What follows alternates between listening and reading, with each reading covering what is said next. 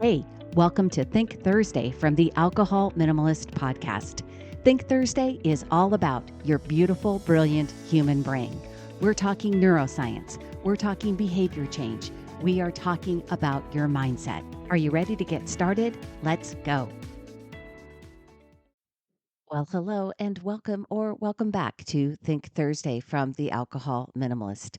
I'm Molly Watts, and as always, I'm just excited that you're here to geek out with me a little on all things brain health, mindset, and the science of sustainable behavior change. This episode is dropping on Thursday, March 27th, and if you did not know it, March is National Sleep Awareness Month. And because of that, I wanted to revisit a topic that I first covered way back in the third episode of Think Thursday. And that isn't like way back at the beginning of the podcasts or Alcohol Minimalist podcast. It was just in September of 2024. But it was the third episode of Think Thursday, and it was about how important sleep is and how it supports neuroplasticity specifically. And boy, oh boy, do I have some new science to share with you that is going to take this conversation to a whole new level. So let's set the scene. You are doing all the work of trying to drink less. You are working on it. You are challenging those alcohol core beliefs. You're practicing new thoughts. And guess what? None of that sticks without sleep. Because, yes, sleep is where the magic of neuroplasticity really comes alive. It's kind of like the superstar of behavior change, really, in terms of behind the scenes, what things are happening. You might remember from that episode, and I will link it in the show notes because I can't refer to it by number. I don't number Think Thursday episodes. So I will link it in the show notes so you can go back and listen, refresh your memory on it. But from that episode, we talked about the fact that sleep is essential for things like memory consolidation. That's when your brain takes everything that you've learned and files it away, is during sleep. It's also important for synaptic pruning. That's right, it's a term, synaptic pruning. Think of it like the Marie Kondo for your brain. It's keeping only what sparks joy or is useful. It's taking things and deciding what we need to keep and what we don't. And the activation of the glymphatic system. This is when your brain's basically cleaning out all the toxins, and it does like a literal brain wash during sleep. It also is the time that our brains release BDNF, which is brain derived neurotropic factor.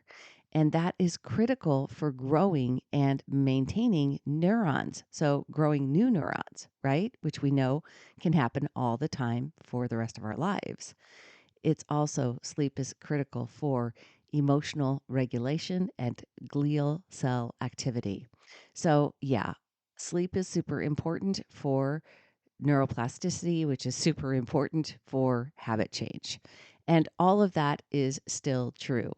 But now researchers at Yale School of Medicine have added another layer to the story. They published in December 2024 a massive neuroimaging study that examined brain scans from nearly 40,000 middle-aged adults. And they wanted to explore their sleep habits and how they affected brain health over time. And the results? Well, honestly, they are a little bit of a wake-up call. Yes, that was a pun fully intended. Sorry. Sorry, not sorry. I thought it was great. Here's what they found. Both too little sleep, so less than 7 hours, and too much sleep, more than 9 hours, are linked to measurable changes in the brain before any symptoms of disease appear. We're talking about what neurologists call silent brain injuries. And these are things like white matter hyperintensities and reduced fractional angiotropy. I'm going to explain those in a minute, so don't get worried. Yes, I know they're big sciencey terms. Both of them are early indicators of cognitive decline, stroke risk, and even dementia. So let's pause for a minute because I know for many of us, especially if you're someone like me with a history of daily drinking and maybe even the background of being an adult child of an alcoholic, this kind of science might hit differently. We're not just trying to drink less. We're trying to build a peaceful relationship with alcohol. We're trying to live longer, healthier lives. And this is why sleep matters. And let's dive in a little bit deeper because I love a good sciencey deep dive, right? And look at what these brain terms mean. White matter hyperintensities. So, white matter hyperintensities are lesions. They are small areas of damage in the brain's white matter. They're strongly associated with aging, so everybody's going to develop them, right? And small vessel disease. But it is definitely not something that we want more of. We want less of them. And so we're trying to mitigate and minimize white matter hyperintensities. The other one, fractional anisotropy. It is actually a marker of how organized and healthy your brain's white matter is. And so, fractional anisotropy, higher levels of that are good. Think of it like well paved highways in your brain, helping signals travel quickly and efficiently. Lower levels, bad. More, more traffic jams, more detours, more delays. You want higher levels of fractional anisotropy. What's critical is that researchers found that suboptimal sleep, both too little and too much, was strongly associated with worse outcomes on both measures, even after accounting for things like smoking, diabetes, or hypertension. So that means sleep on its own is a major contributor to brain health.